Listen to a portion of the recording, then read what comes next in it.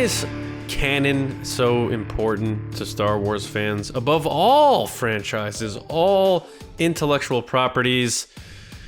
We're going to try to figure that out right here on the Resistance broadcast. So thanks everybody for joining us.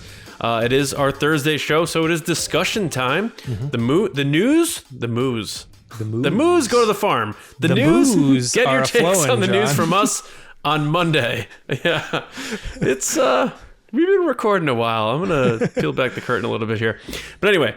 It's our discussion show. So we're going to have a good time here talking about a lot of cool topics in Star Wars, but our main one later on the show is going to be about why is canon so sacred to Star Wars fans? Why is Star Wars up here when it comes to the lore and the history and everything tying together in the fiction and it being this real fake thing? Whereas other properties, they're like, you know what? 7 Spider-Men, they're going to be in that movie and we don't care. I don't know. So we'll get into that. Should be a cool discussion. With me, as always, Lacey and James. Lacey, a Patreon today, I believe we're doing our watch along. We are the terrifying tales of Poe Dameron, or is that what it's called? Just terrifying tales, I'm pretty sure. Terrifying tales. Are you? I had an idea about candy, but were you a big trick-or-treater? Were you like one of those kids that went out toilet papering people's houses? Like, what was your vibe on Halloween as a kid? Do I look like I give off rule-breaking, really, doing terrible things vibes? Mm-hmm. Not terrible things, silly things.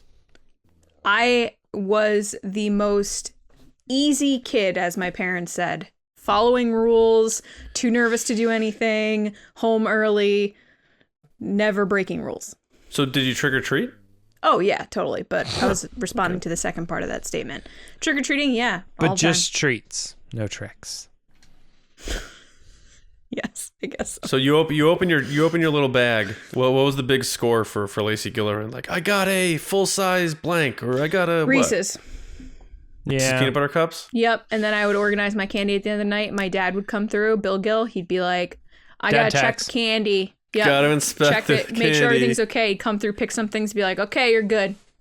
I didn't realize that was just parents taking your candy. Taking your candy, yeah. Yeah. Yeah. I didn't know that. But you were like, oh, I have to let him check it. But I also didn't realize that my parents, they're also giving out candy, and they have all this leftover candy that they didn't even tell me about. Or they just like give it to the last kid or something. It was Bill Gill's birthday yesterday, by the way. Oh, happy birthday, Mr. Gilleran. Yeah, it's his B-day. James, were you a troublemaker? You were in a rock band, so I figured maybe you got into some trouble. Were there any Halloween stories with the band or anything fun? Halloween stories. We played one show where we were kind of like, oh yeah, we didn't really think this through. So we kind of threw together costumes, and I ended up being a mummy, but it was like I was just wrapped in straight toilet paper, which fell apart like 2 songs in, or something. It didn't work at all. But what I did was we revised the intro, so we did the Halloween theme. Nice. And so instead of the regular intro, I walked out like a mummy all the way across the stage, and then I stood in front of the keyboard, and I was the only one out there, and I started doing the oh, that's kind of cool thing. And during that show, there was an earthquake, and we never felt it. But every fan after the show was like, did you guys feel the earthquake? And we were like, what? No. Like we were playing. We were jumping around. Wow. We didn't notice it. So I've been in 2 earthquakes, and one of them, one was an aftershock. It wasn't really an earthquake, but and that was in Christchurch in New Zealand. But the other one was in San Francisco. So 2 notable earthquake places. That's my Halloween story. All right, very cool. Halloween is a little over 3 weeks away. So, but we're gonna get into the spirit later tonight. So if you're a patron, come join us because we haven't watched it yet. So the 3 of us, we held a pact. The 3 of us are going to watch the Terrifying Tales together and do a little bit of a live stream commentary on Patreon. So like the second it airs. So join us there if you'd like. But now I'm going to hand the keys to James to get us going in our first segment today. I fear nothing, for all this as the Force wills it. We are going to be doing Will of the Force this week, as you can suspect by the title that just came up there. But I do want to say before we get into Will of the Force all the way that 2022 is going to be one of the biggest years in Star Wars history, which means it's going to be a busy year for us. But in order to do what we're setting out to do, we're going to need your guys' help. So if you do enjoy TRB, please consider becoming a patron of the show. If you can afford to, by going to patreon.com/resistance broadcast, you can support the show for just $2 a month. We have a lot of exclusive weekly content and awesome benefits and merch for our patrons to show our appreciation. How things look by the end of this year will determine what we're able to do next year and beyond. So if you are able to support us, that's great. Thank you. We would really appreciate that. Now getting into it, one of the things you can do as a patron is submit questions to this very segment. And we're going to start off by General Hess Aslam asking us a question. And that question is, will we see the use of de-aging in the Obi-Wan Kenobi series in order to film scenes between Anakin and Obi-Wan from their younger days? Let's go John first on this one. What do you think? Oh, God. I'm going to say yes. Yes. Why? I just think it's the whole bringing Hayden back thing. Like, yeah, we're going to see him as Vader without his mask, and that'll be fine. But it can't just be that. And they're going to have to find other ways to justify why they brought him in. And I think a flashback or two, nothing too big, will be good. And I'm not saying they look old, but they played those roles 16 years ago, So maybe just a little bit of, I don't know, de-aging or whatever they do. Euthicizing. That sounds more like euthanizing. I was going to say that didn't sound right. They're not going to kill them. I think maybe they'll do something like that to maybe tug on our heartstrings a little bit more. Even though we got 7 years of the Clone Wars, which some people forget about. But I don't know. I think that the Hayden thing has really put a wrench into all of it. So I'm going to say yes, though, because of it. All right, Lacey, do you think they will? Yeah, I if Hayden wasn't involved or we knew he wasn't involved, I'd probably say no. But because we know that he is, there has to be some type of scene, at least one, where they talk about something that happened between the two of them. Or, Obi-Wan has a moment where he remembers the great Anakin and not the bad Anakin, Darth Vader. So I'm going to say yes, because it doesn't necessarily has to be the full-blown Luke Skywalker we got in The Mandalorian. It could just be a slight de-aging. Basically what you see on Hallmark Channel, where their skin just looks very smooth. Man, it's tough. But I think if I would like to see it, but I don't think they're going to do it. It feels very Disney to kind of do this because Marvel stuff has no fear of it at all. They're just like, yeah, sure, absolutely. And we also got the whole thing in Mandalorian, which they explained is like kind of de-aging, kind of deep fake, all sorts of stuff that's going on with what they're willing to do with bringing these young characters back. Even characters that like very, very clearly can't even, so like, of course, Anakin or Hayden Christensen playing this role, they only got to like maybe touch up a couple things. It wouldn't really even be that big of a deal. But I think that this question comes from the mindset of we're going to be getting these flashbacks, to the Clone Wars stuff. I just I don't know. I think that's a fan thing that we want to see that stuff.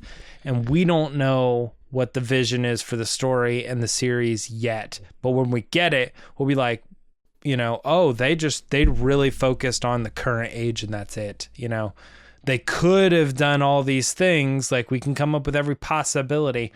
But I really think like the way it's been presented is we're sticking in a certain time frame. And, if they're going to do weird flashbacks and other stuff, I think there are other series for that, including Book of Boba Fett.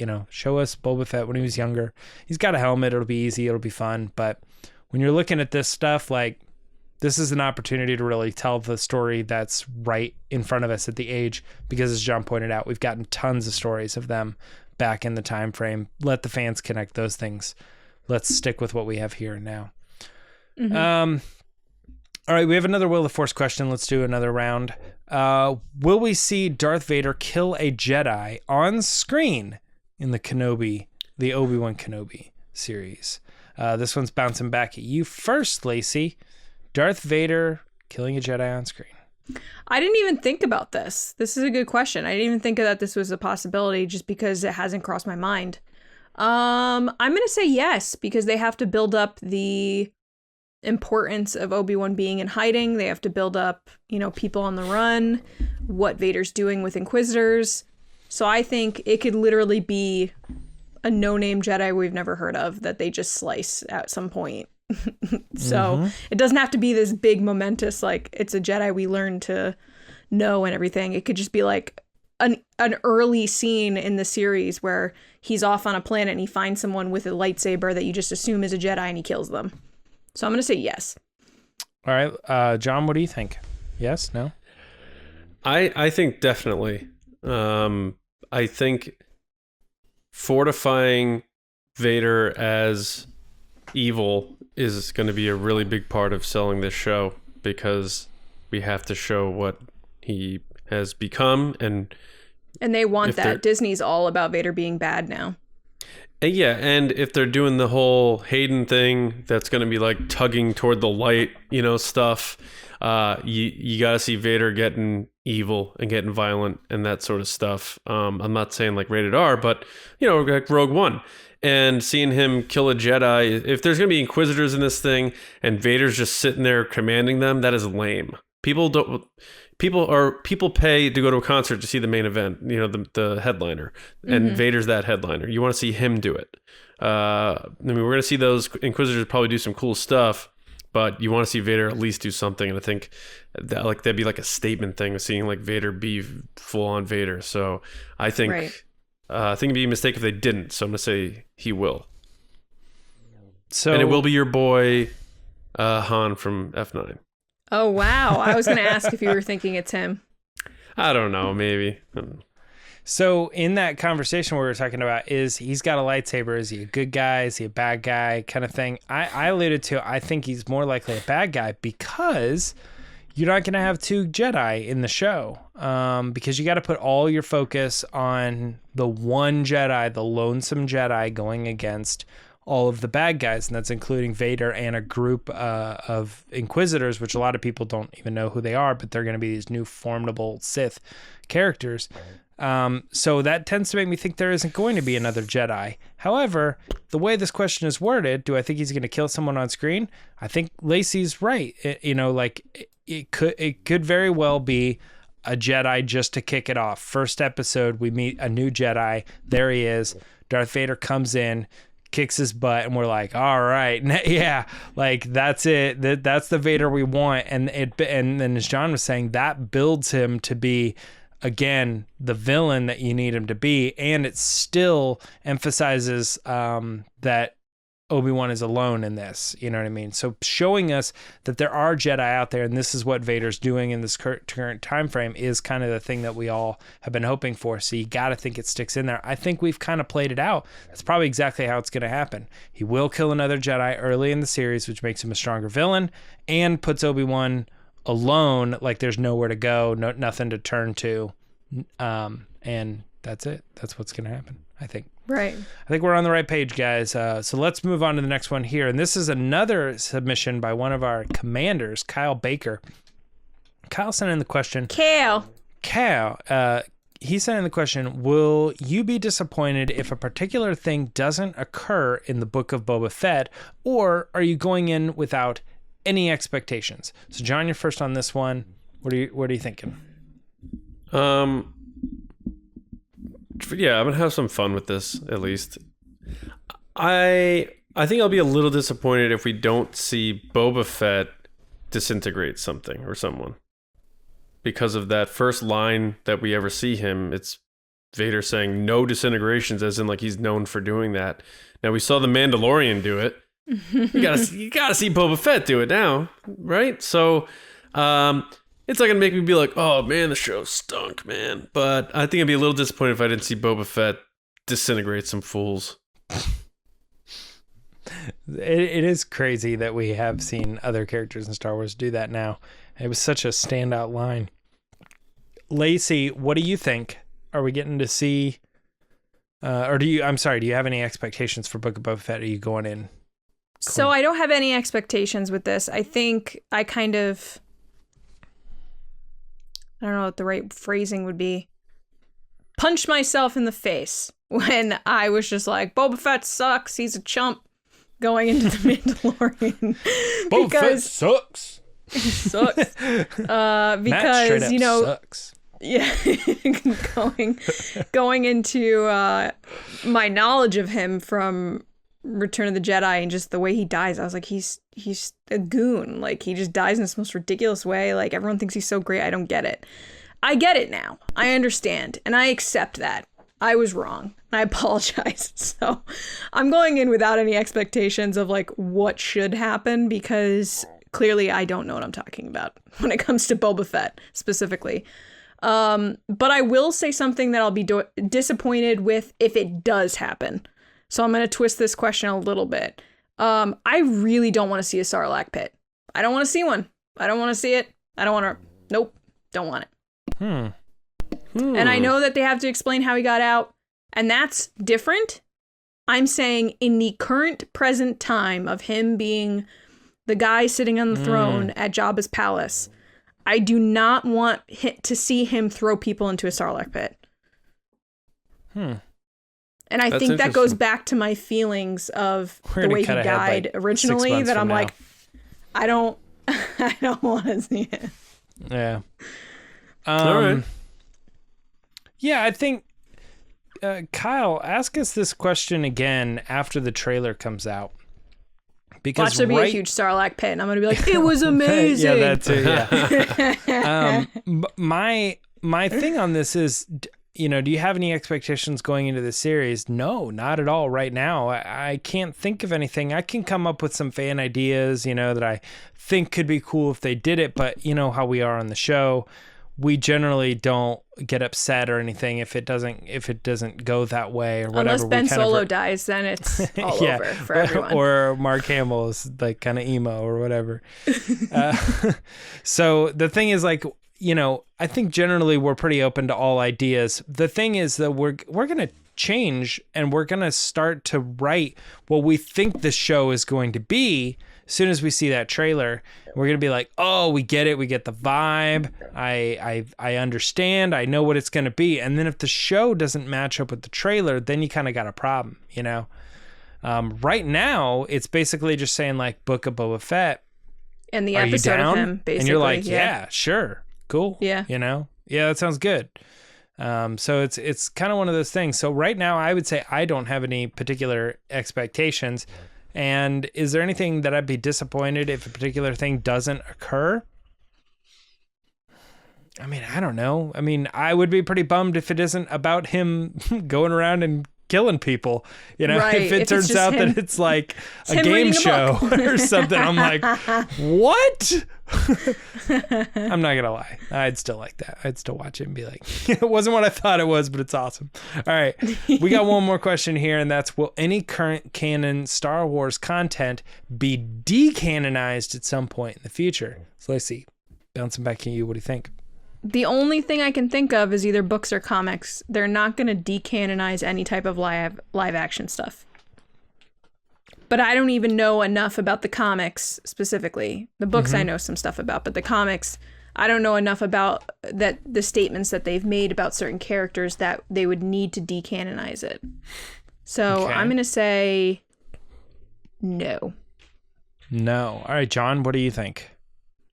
James, did I tell you the time I played chess with Boba Fett? No, you didn't.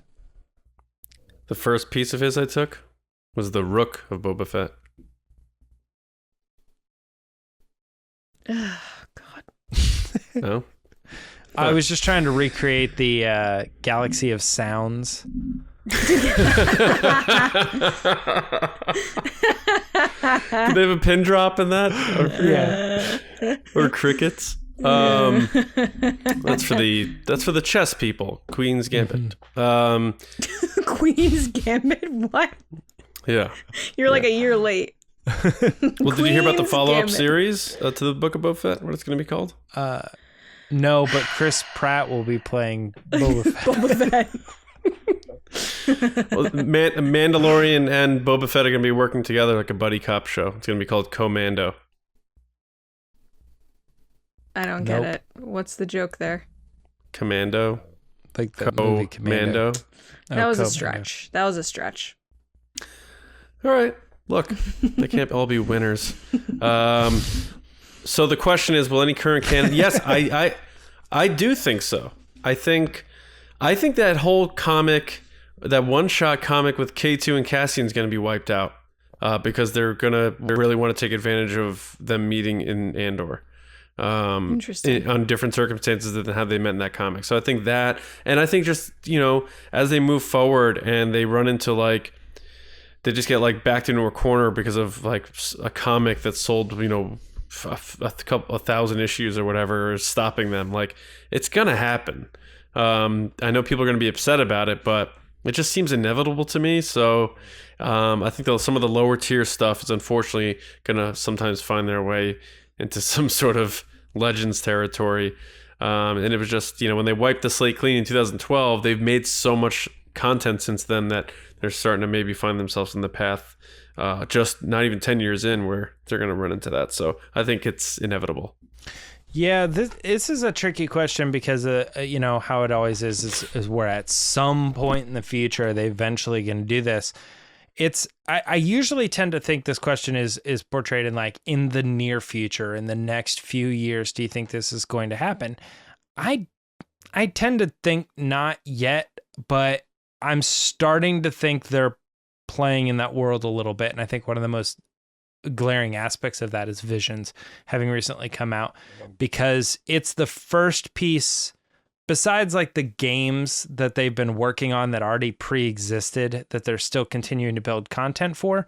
It's really the first piece of new material that they've said doesn't fit into what we're looking at. And that is happening in 2021. But Disney bought Star Wars and said, everything from now on is canon. And they've done that for 10 years straight, So it's kind of one of these things where you gotta think that people in 2012 was maybe for a little while, but they're gonna back themselves into corners and they're gonna want to get rid of this stuff. It's a good idea, but that's stupid. And I remember people saying that, and I was like, well, we'll see how long it lasts. And we're 10 years strong now, and they're still sticking to it. And in fact, I know they're still telling stories in the original trilogy, and they always will, but they are branching out. They've now done the High Republic, and they're working in that world for a while. They could go back even further. We obviously are going to get stuff in the future that says, your big headline Star Wars is probably going to be post Rise of Skywalker at some point, and they're just going to work in that for a little while too. So I think that in the next little bit, you bring up a good point, John, but there's probably been other examples too where they're like, we wish we could do this, but we killed Darth Maul in the TV show, so we can't tell that story in live action. Sorry. And it's a good opportunity, but they stick to their guns and they say, this is how we're doing Star Wars. So in the near future, I don't think so. But, if we really want to go broad on this at some point, yeah, probably we'll just, maybe we'll go another 5, maybe we'll go another 10. And then they'll say, let's have some fun. We've done 20 years of canon content. Let's kind of change it up and start doing some new tales and bring in some new creative ideas for Star Wars. But I don't think it's coming in the near future. That all being said, that's it for Will of the Force. But I think this conversation is going to continue. John, am I right? Yeah, so kind of like we teased at the top, the discussion for today, our main discussion, I should say, why is Star Wars canon so sacred? Obi-Wan once thought as you do. Canon! It is a word that sends shivers down the backs of fans online, as it often leads to debates, scuffles, disputes, and for some, a misunderstanding of what once was. Lucasfilm firmly established Star Wars canon in 2012 as 6 movies, an animated TV series, and its counterpart animated film. What most fans don't know is that that's all George Lucas's canon ever was. Since then, the canon storyline has been loaded with endless amounts of books, comics, and of course more movies and TV series. The phenomenon is, anytime a new Star Wars project is announced, many fans immediately ask whether it is canon. Or will blank ever be made canon? Put in whatever there. So let's try and answer this question. Why, compared to all other IPs and franchises, is Star Wars canon so darn sacred? I think I'm going to start by saying, for some reason, the storytelling element of Star Wars was always considered to be special. And I remember seeing an interview with George Lucas in like 2006, right after Revenge of the Sith came out, or maybe it was 2005 as it was coming out, on one of those, nightly news shows. And they ask him, why not more movies? And he's like, I'm done. He's like, it's 6 movies. I want Star Wars to be special. I don't want it to be Star Trek. That was his actual line, actually, believe it or not. And I think he always kind of felt that it was a mythology and it wasn't necessarily just popcorn entertainment. There was a little more to it, and he liked the coming of age element of the themes and following and making it feel real to kids, where the continuity was preserved and that sort of thing. So I think it almost started with George Lucas in a sense, and has carried on with that special treatment. And maybe that's why we're not seeing as much Star Wars content as like a Marvel or something like that, because they're trying to keep it grounded in certain respects. And we're probably not going to see like a multiverse of Star Wars that ties in with canon or to muck things up. So I just think for some reason, because of how it was constituted and how it was created, Star Wars is different in terms of its storytelling than all other franchises are, where you can reboot Batman 6 times and it's okay. You're never going to reboot the story of Luke Skywalker and retell that story. It was already told and we saw it, So I just think Star Wars is just different in that way, and it always will be. So I think that's why canon is so sacred to fans, because they see it as the law and it's not something that will be changed. And that's where I'm kicking it off here. So whoever wants to pick up the ball there, I don't care which one of you want to dive in, but let me know what you think of what I thought, and also I want to hear what your initial thoughts are. And do you agree? Do you feel like Star Wars canon is this big sacred thing to a lot of fans? Go ahead, James. I was going to ask you if there's anything you wanted to add to this too, because I'm still trying to formulate some ideas on like how to explain it, because I imagine that my opinion on this is probably going to be the defense of canon, as opposed to, I think, your guys' is like just tell good stories aspect. I actually feel like Star Wars, the whole not issue, but the overarching, encompassing kind of sacredness of canon is due to precedent. It's not due to, it's just because it's always been that way. So when you have, when you look at like a Spider-Man or any type of Marvel or DC property where you're talking, what, 60, 70, 80 years of different writers, different artists, different storylines, weekly things that changed, that were constantly rebooting characters and superheroes and their origins and who they interacted with, and new the most expensive comic books are like, oh, the first appearance of this character. So I feel like with Star Wars in particular, kind of playing off what you said, John, it's like it started as there's Luke, there's Leia, there's Han, and that's it. And that's what it was for however many years. So there was not the need to reboot it. There wasn't a need for the look back on nostalgia and like, oh, how can we keep making money on this? Because it just was what it was. And I think as we've gotten into, especially in the past 20 years, I would even stress maybe the past 5 to 10 years, you have a lot of studios and a lot of writers and directors that are looking back on things like Star Wars and knowing that they wouldn't change that thing, but hey, I also loved Ghostbusters, so let me bring back Ghostbusters because I really loved it and I think I can tell a different story there while also trying to bring in new characters. It's just the precedent that's been set for Star Wars of you just don't touch it. It's great as it is. And I feel like we constantly get asked this question, I feel, from listeners and fans of, will they ever reboot it? I don't know. I don't think they will. I think this is one of those untouchable things because no one's ever touched it until Disney bought it. So I think it's just being treated differently than other things because there hasn't been this openness of what if we did this or could we do this, because no one's even questioned it, if that makes sense. Yeah, that does make a lot of sense.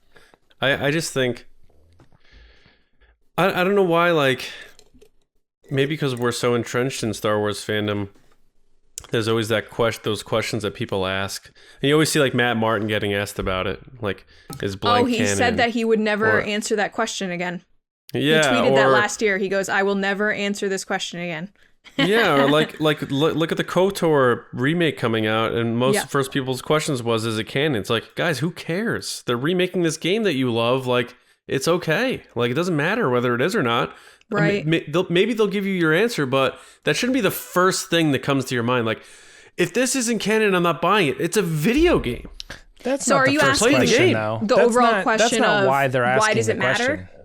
Yeah, I guess I'm trying to understand, like, are we discussing why it matters or just the overall energy around it? Why? I think you're why is it so misinterpreting important there when it comes down to why people are asking, is this canon or not? I think that comes down to just misinformation from the people. Like, you're taking a story that is very clearly not canon, you're saying you're remaking it, and then under the guidelines of everything we make from now on is canon. So it's like there's already just a question here. Well, that's not true. Visions. Like they're okay. making... Yeah, that's the one example. But I mean, the reason he's saying he's tired of asking the question is because we've been in a world before Visions existed, where everything was canon. Everything was canon. I'm just saying, I think sometimes some of the things that pop up, they're a little bit loose with it, because if for some reason their perspective on canon is not as grounded in the definition of the word. I think they tend to think, yeah, it's all canon, or we'll figure it out, or whatever. Sometimes stories are stories and stuff. And it's difficult because you're like, yeah, but you're saying all this stuff is within this world. So what you're saying is true and what it happens. And they fall into the guidelines of like, well, it's true from a certain point of view and stuff. And it's like, you're confusing the message, I think, sometimes. But me? No, Lucasfilm. Lucasfilm is confusing the message sometime because they're like, everything is canon. We're putting out this book, and we're like, well, that doesn't line up with anything. That's weird. What is going on? And they're like, well, it's canon from a certain point of view. Like, what does that mean? It kind of makes it seem like you're saying it's not canon, but it is. But I think my perspective on this generally is something that I'm not even entirely prepared to talk about, I don't think, because what we're discussing is why fans hold canon so sacred is almost a philosophical thing. It's like an understanding of humanity and what makes us human. Like, sometimes if you come out with a movie and you build that world, and the concept of universes, has been around probably as the comics, not Star Wars comics, but like comic books in general, created crossover events and things like that. The idea of universes, Kevin Smith will talk a lot about it, but it seems like it's only really starting to pop up in pop culture somewhat recently. I'd say in the last 20 years. So we're starting to think about canon as a term, and starting to think about worlds as their own universes and how they live within themselves. But it's always been kind of an unwritten law that if you do Halloween 1, Halloween 2 exists with the same rules as the first one. And if you break those rules, it starts to be like, this, why am I giving myself to this if you're not even going to follow your own rules? I was They did bought that, in on though. something. What? They did. It's very confusing. They did that No. with Halloween. I know, but I understand, like, but what I'm saying is, like, that tends to be something that off-puts people from storytelling. Sure. I think in general, like, now, maybe I picked a poor example. I've never really seen all the Halloween movies all Well, together. real quick, just real quick, and then you can pick up. But Halloween, the whole thing was, here's the first movie. Here's this guy stalking these babysitters.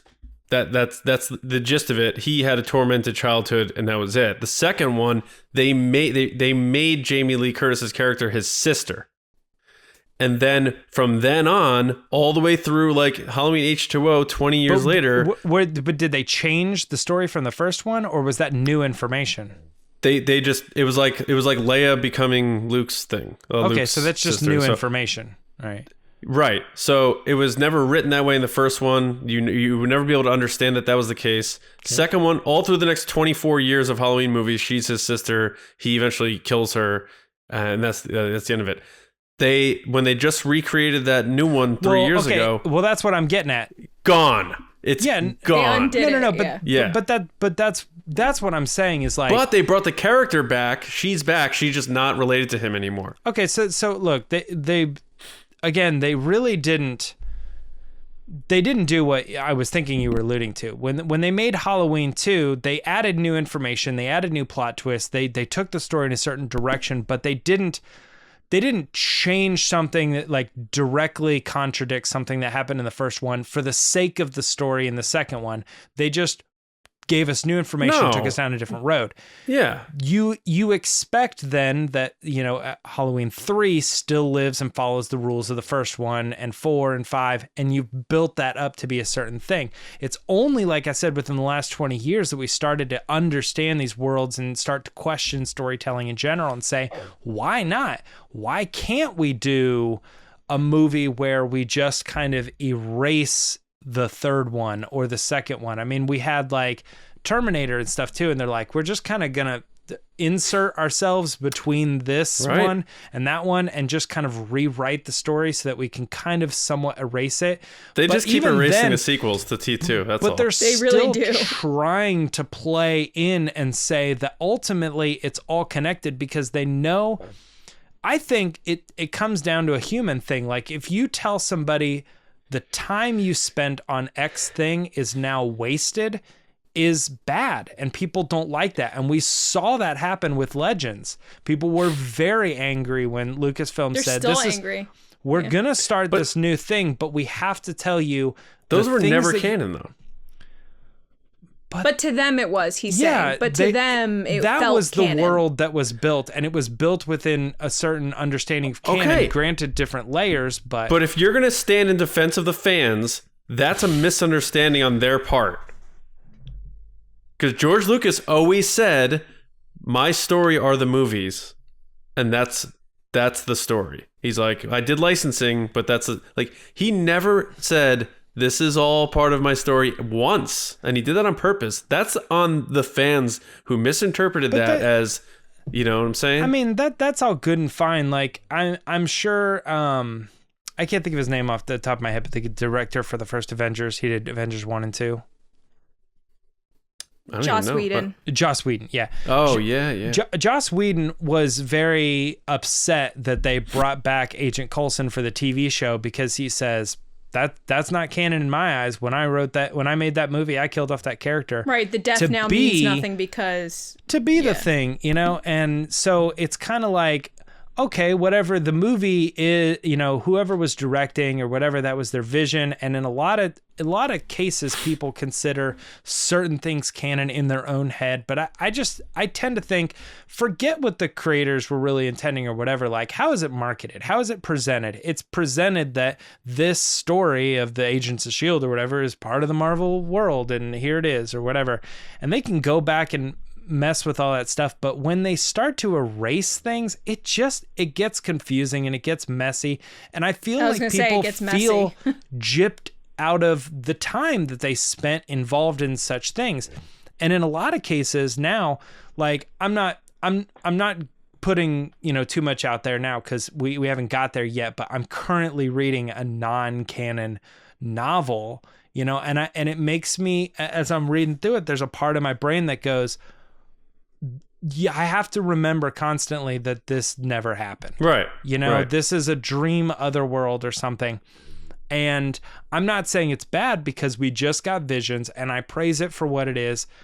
But I feel like where Visions excels is because they went very far off course. Yeah, I agree. And it's very easy to separate that and understand that that has nothing to do with anything that we've ever gotten from Star Wars before. And it's almost like an entirely different thing that has elements of Star Wars. So, but if you start to get into like another, like a what if or something, I think sometimes that stuff gets confusing and people don't like it because as a human, it's off-putting and we don't understand why, but it's a basic thing that we understand about storytelling and truth and our investment in our time and energy into putting that into something, and then to find out that it gets pulled out from under us is different. You brought up something that made me think in terms of comparisons, because Lacey brought up a great point about the precedent and how Star Wars never did what these other franchises did, which would be like, these sequels were horrible, so we're just erasing those and going right back to the last good one. And where T2 was the last Terminator movie, and we're continuing from there. And they tried that 3 times.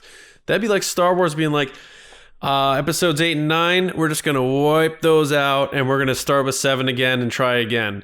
That's never going to happen in Star Wars, ever. And it's just like, and as much as people are out there saying like, this is happening, they're redoing it, that's just, Star Wars is a different animal in that those movies exist. And that's also why they're not going to be remade. It's like these things really existed in a galaxy far, far away, and that's how they treat their storytelling. And maybe that's answering the question in a way where Star Wars or Lucasfilm is making canon precious because they hold like this is it. These are the movies. Like, take them or leave them. They're not going anywhere. You hate Attack of the Clones? Sorry, pal. That's not getting wiped. This isn't the 2016 Ghostbusters. We're not plucking that out and bringing in, Ivan Reitman's kid to do with this again. So I think you're right, Lacey. The precedent, the foundation, especially of the saga, it just holds so much concrete, like not going anywhere.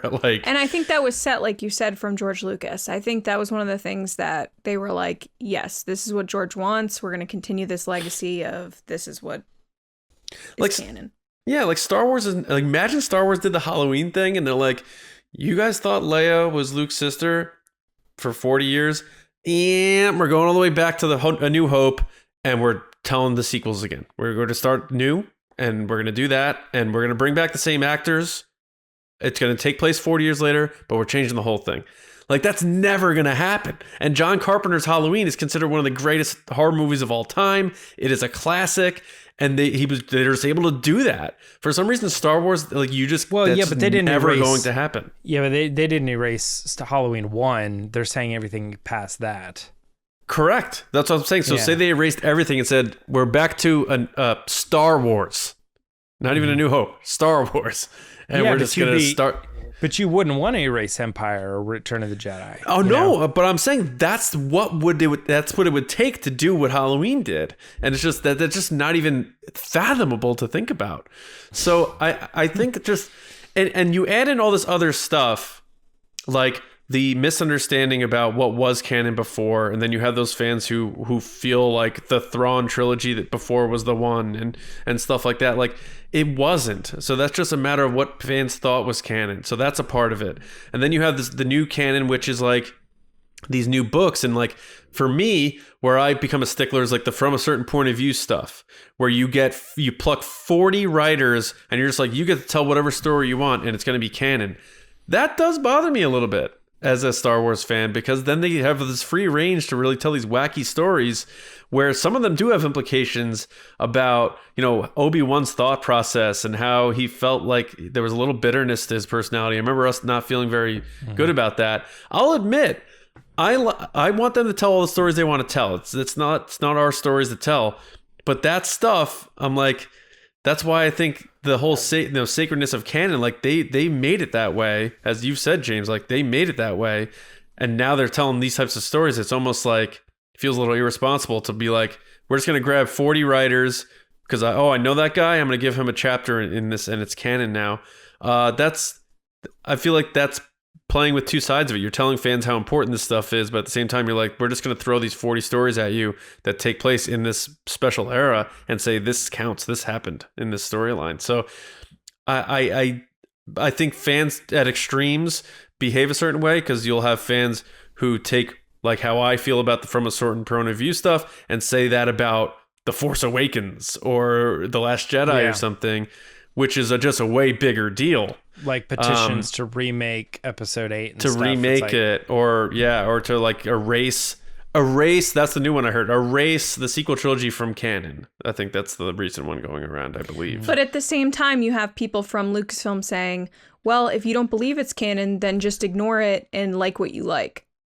Yeah, Matt Martin has gone to say that, yeah. Yeah, so it's kind of like the messaging of, okay, well, that's not the case, though. It is canon. It does matter. It is in the timeline. It affects the characters around them and the stories that you're telling. Therefore, and future stories, yeah. Look, so it does matter. You can't say pick and choose your canon, because then that would be Legends. This goes back to like what I was kind of saying earlier. It's a hard thing to lay down, because it's almost like philosophically both things are right. It's like this story is, there was a guy and he got a job and he was really happy. That's story A. Then B, the sequel, he got fired from the job and he ended up killing himself or whatever, and it's like, that's, like, at what point do you say A and B is the story, or do you have the ability to say none of this stuff is real, so I can make A my story, B my story? And at what point does a fan or does a piece of art have license to be whatever it is? Like, if I write a song lyric and I mean it to mean one thing and somebody interprets it differently, this is philosophical. Does that person have the right to believe that what I'm saying is something else?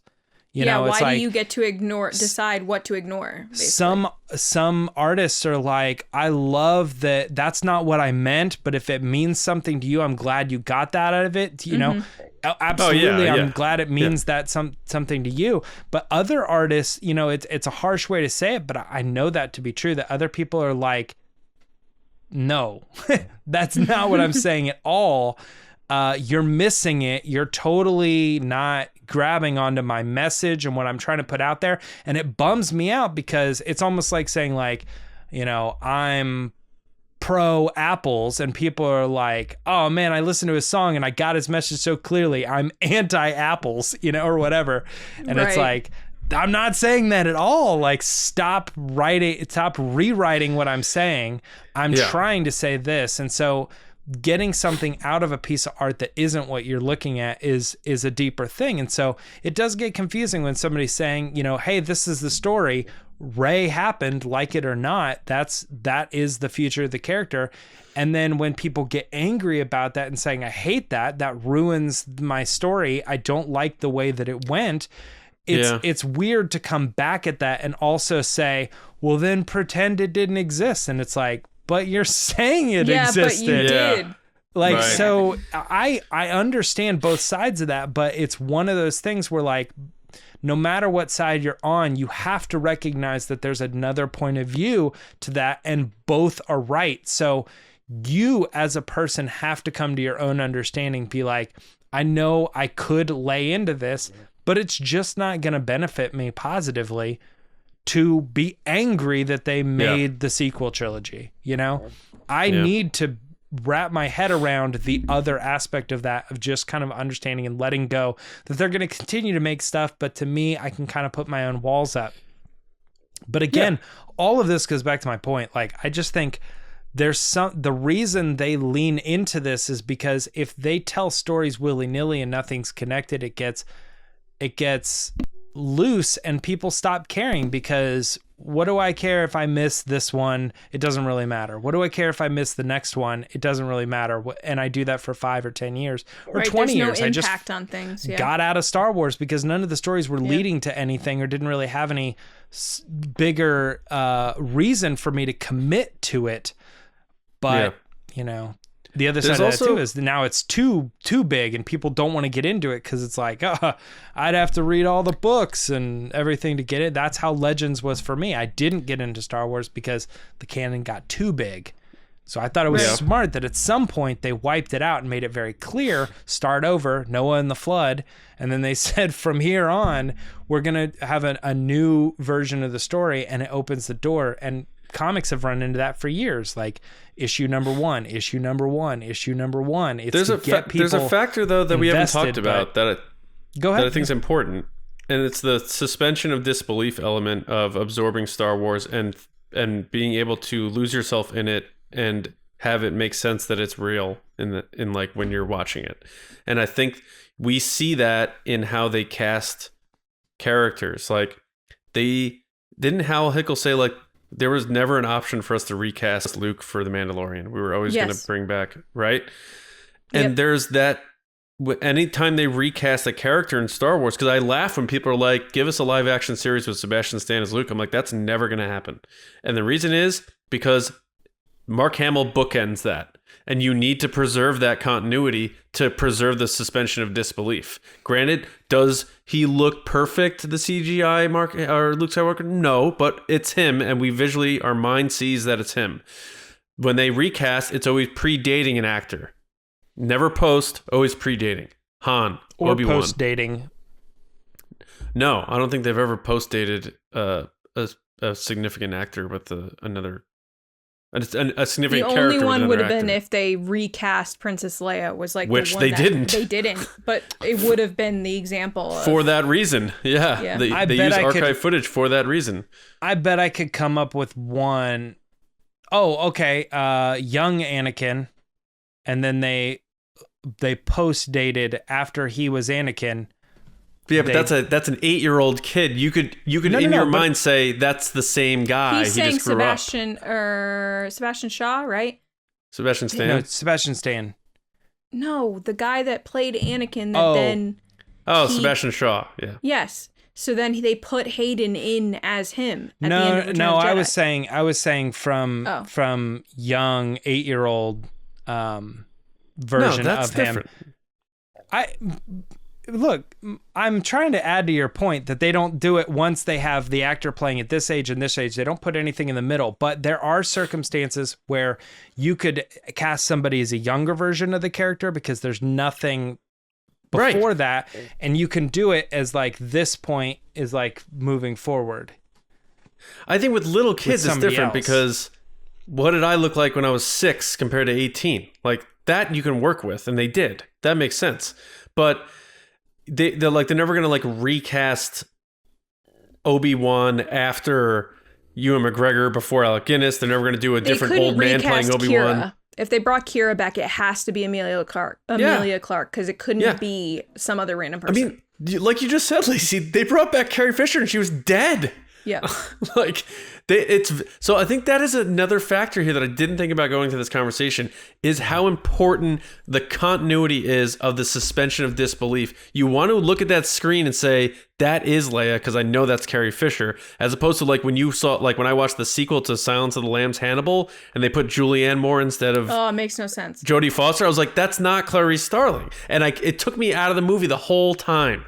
And I understand when an actor dies and you need to recast and you're telling a story in other things, that's fine. In Star Wars, it doesn't work. It just, they don't do it. They've shown multiple times they won't do it.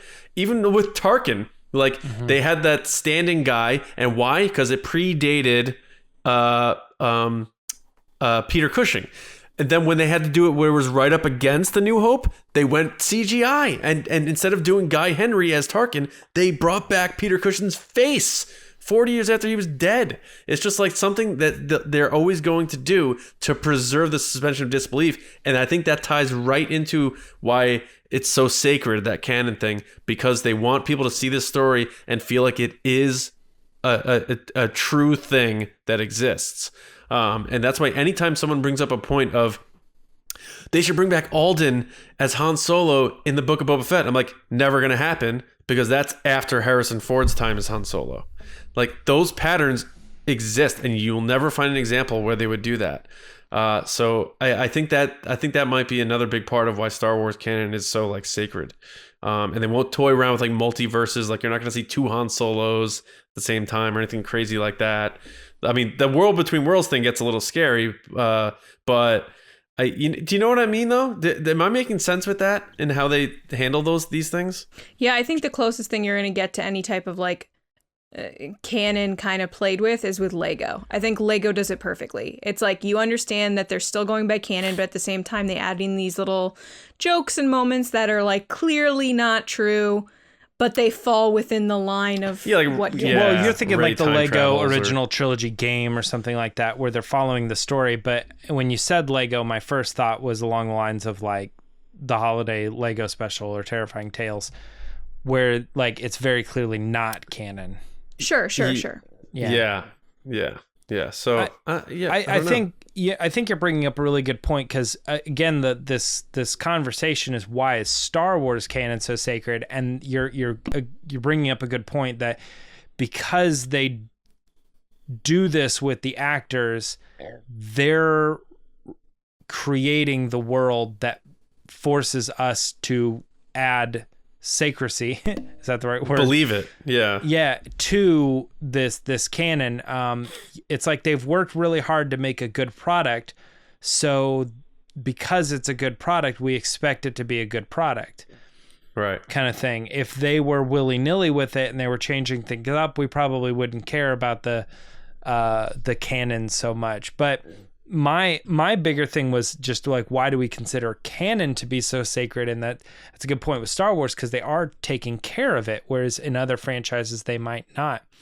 And I do think it's just so interesting though, because you guys were talking about Terminator and stuff and Ghostbusters and stuff. When was that concept even mainstreamed as like, I don't know, like kind of rewriting stories that had happened before? What was the first movie to even really do that? And my gut reaction is Star Trek 2009. Is that like when it all started? Like, I don't know. Because I remember that. You think before that? Because there are definitely movies, I can't think of any right now, but there are definitely movies where the second sequel, they replace the main character, or they just forget about the main character from the first one that was so successful because that person goes on to do other things and they'd rather keep making money and making movies. That's not what I'm pointing out, though. I'm pointing out like when they I see what you mean, down though, the like line Home of Alone like, and stuff. Yes. Yeah, Home exactly. But then that existed and they went down that line. That's something different. But what they never did is they never Home Alone said canon. We're bringing back Macaulay Culkin to be in Home Alone 3. You already did Home Alone 3. No. Those don't exist anymore. Yeah. And that concept of doing that, like I remember Halloween being one of the first ones that actually like made people go, "Can you do that?" But the first time I really felt like it was mainstream in effect was with Star Trek. Because they said, we're rebooting it. And everybody's like, what does that mean? And it's like, well, we're just going to kind of go back and figure out a way that we can move forward. Though technically, and not JJ's have to include every other sequel. It was a that prequel, happened. right? No, not really. It's like, so you have Star Trek and Star Trek 2 and Star Trek 3 and Star Trek 4. And then the new one kind of just goes back and resets it all. Oh. To say he's watched a couple episodes, but like nothing crazy. We don't have to follow the storyline of 2 and 3 and 4 and 5. We can make those its own thing. Yeah. And I remember people just being blown away by that concept, be like, wow, they really did it. And I think stuff like that is what got JJ, bigger roles down the line. It's just that free thinking was coming up with something that like had never really been done. They should do it with Jurassic Park. I'm sure some people could figure it out. Other times they've done it, but yeah. But like, it's a recent thing even to begin with, going back and trying to say, we're going to stick ourselves in here and then move forward like that. It's like, what? Canon has always been, if you do Terminator's a sequel, a big one. It's all in I the would same say world. Terminator's probably the biggest example. Because but that's Terminator, all after 2009. Yeah. Well, in 2003 they did T3, 2005 they did Salvation, and every time they made a new one, they're like, "This is the true sequel to T2," and they keep sucking. So I don't think they did that with T3 and T4. I believe the Genesis, when it came out, Cameron Genesis said did, but that was 5. Yeah, he's like the other 2 previous ones didn't happen. And then when this last one came out, they're like, this is only a sequel to T2 because Sarah Connor's still alive. Okay, I agree with you, but I don't think anyway, T3 this isn't a Terminator podcast, but yeah, I don't think T4 was trying to erase T3. They were just trying to like continue and build on that world, and then T5 was like, forget this, let's go back. But it wasn't the first one to do it. This is all why it's important for Star Wars to have sacred canon. Yes. Yeah. So yeah, I feel like I gave my final thoughts. So Lacey, do you have any? I know we're up against time, and if you guys want to add any final things on this, but my final thought about this is, I'm kind of, and this is a recent kind of opinion on my end anyway, is that I'm leaning towards James in the sense that I wish they would outline it a little bit clearer. Instead of just kind of falling back on this, like, well, decide for yourself, or, oh, well, this is, but this isn't. But we're not going to tell you if you don't like it, then it's whatever. And you're like, what? What is this? Now, do I think every single project that comes out, do people need to ask? No, not necessarily. But that's the precedent that they've set, that people do need to ask, because people don't understand what is and what isn't. And it gets even crazier now that we do have Visions and we do have the Lego movies and all this other stuff. That I loved Visions, and I hope they do another season. And I love the idea that it's not canon because they could do whatever they want. But there is a part of me that's like, but why? Why can't it be canon? Like, why can't it be this? And then it gets into that whole discussion. So I think I fall in line with a lot of other fans that I'm just like, can we just like establish what this all means? Mm-hmm. Yeah, it's the other thing too is like sometimes, and this is almost in defense of what they're saying, although I totally agree with you. Like they did those books, Myths and Fables. And Myths and Fables is canon because ultimately what you're reading is just a tale, a story within the canon Star Wars world. So it's weird because they're able to say there once was a man from Nantucket or whatever, and it's like, but did this story really happen? Right? Isn't that what it is? Isn't that I have no idea. Poem? Does John know something I don't? Depends on how the second line goes on. Anyway. Oh, I don't know. Yeah, like Mary Had a Little Lamb or something like that. Like they're just telling a story. Mary had a little lamb, its fleece was white as snow. And you're like, okay, cool. So in Star Wars, did Mary have a little lamb or not? And it's like, well, in the Star Wars world, there is a story about Mary and a lamb. Yeah. And I'm like, but so I don't know. Do you know, is that a real story or is it not? And they're just like, yes. And then it's like, that's not answering the question. So I felt like when I read the book, I was like, I don't know why I read that. Like they're neat little Star Wars fables or whatever. But since you can't make out whether this is worth something or not, I don't really see the point in doing it. And at the end of the day, they're like, well, it's going to be worth it for some fans because they're going to really enjoy the stories and stuff. And I'm like, I don't know. I that's where the canon comes in to play. And I feel like it's important to be clear about what is and what isn't. And I'm almost okay with where we're at. If they want to come out and they want to say, we're doing this thing and it's totally non-canon, that almost gives you the right to say, I am not going to participate in it, or I'll watch it but now that it's clear, I can just separate it as an interesting story and then just erase it and just kind of, or not erase it, but like remove it from the bigger picture. So I don't know. I guess that's my final thought. That's the beauty of the question. Why is Star Wars canon so sacred? It's not necessarily asking. I mean, you can read that how you want. It doesn't mean we're asking it in a negative way. You could take it that way. It could be asked in a positive way. Like, it's a good thing that it's so sacred, you know? So I think it's going to be it's going to be interesting to see people seeing this title and then thinking there's an assumption to what we went to here. But I don't think any of us went into this conversation with some hard-nosed, like, this is, whatever. So I really enjoyed this discussion. No, I'm just kidding. I don't even know that we disagreed that much, except maybe about Halloween. Yeah. But anyway, I want to thank everybody for listening to that or watching that discussion. Let us know what you think about Star Wars canon. What does it mean to you? Is it special to you? And let us know your thoughts about what we said and chime in. We love to hear your thoughts because it helps us get certain points of view.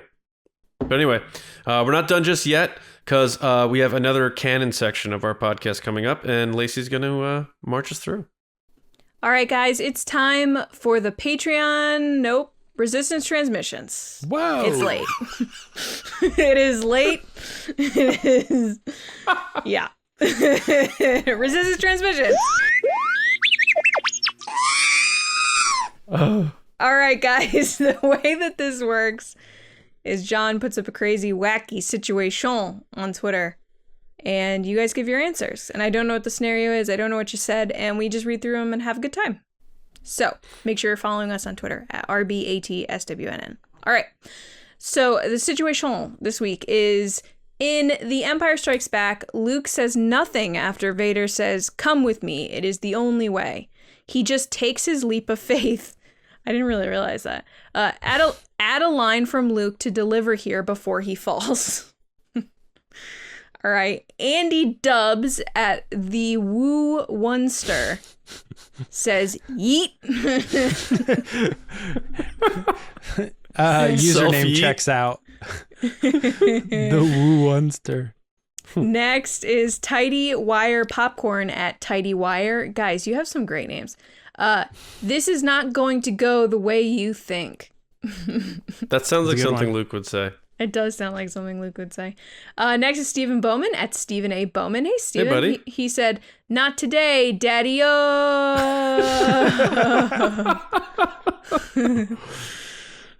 Sean Santaruda at Rude Cold. How rude, Sean. How you been? He said, "I have the low ground." Next is Brian Pothier at B Pothier. Hey, Brian, how's it going? He said singing, and I'm not going to sing it because I don't know what song this is. It says, "I want to glide down Cloud City tunnels. I want to hang down into the sky.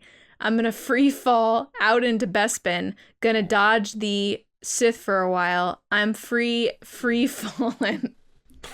Okay, I get it. Tom Petty's canon. Yeah, so next is Rick Villanueva at Cad Bane's Bounty. Hey, Rick. Petty. He said, "Delete my browser history." Man, let me tell you, that Genghis Dingus is talk about a canon. That guy is a legend. Genghis? Genghis, where have you been? That has to be the most legendary resistance transmission ever because everyone calls it back. Genghis. All right, Frank Grande at Frank Grande 3 is up, as in the third. Hey, Frank. Aye. Frank says, Hi, I'm Luke Skywalker, and welcome to Jackass." Down, down, down. That's a good one. And this is, I just cut off my hand and found out my dad is an evil villain. And then it like bans out and you see him like on the edge of the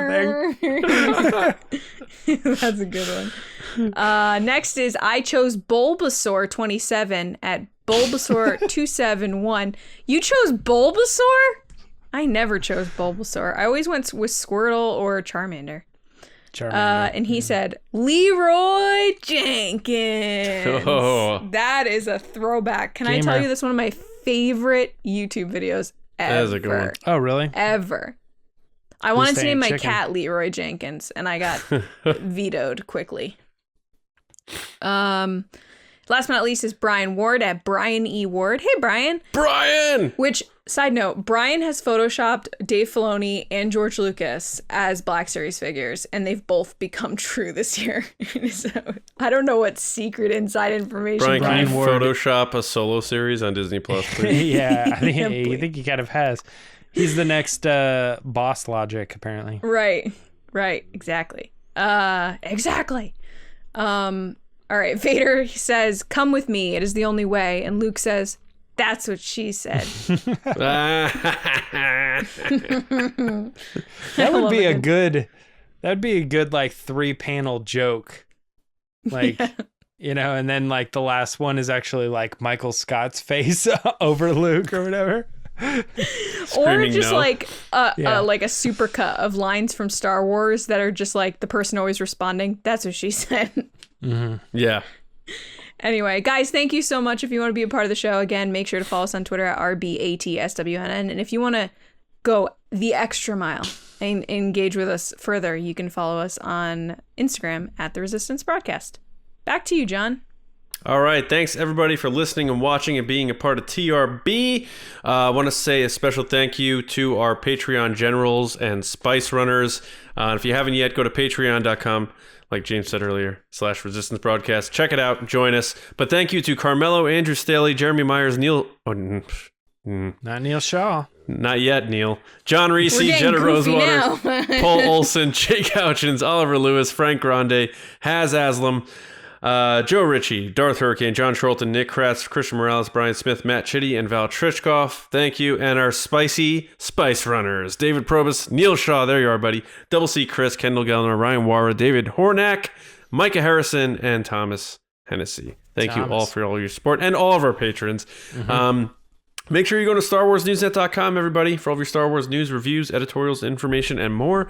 I'm on the Twitter at Johnny Hoey, and writing and editing at Star Wars Newsnet, and a movie podcast, just like the movies. Canon, not canon, doesn't matter. We have a good time. Any audio platform. Lacey.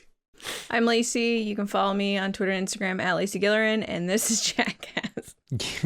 I'm Leroy Jenkins, and James. You can find me on Twitter and Instagram at Meyer Trunks, and this is cow jumping. Bull jumping. All right. We hope you have a chance to join us if you're on Patreon again tonight for our watch along commentary sort of thing of the Terrifying Tales. So join us on Patreon. But if you're not a patron, don't worry. We'll be back Monday morning with another episode right here on TRB. See you around, kids. None of this is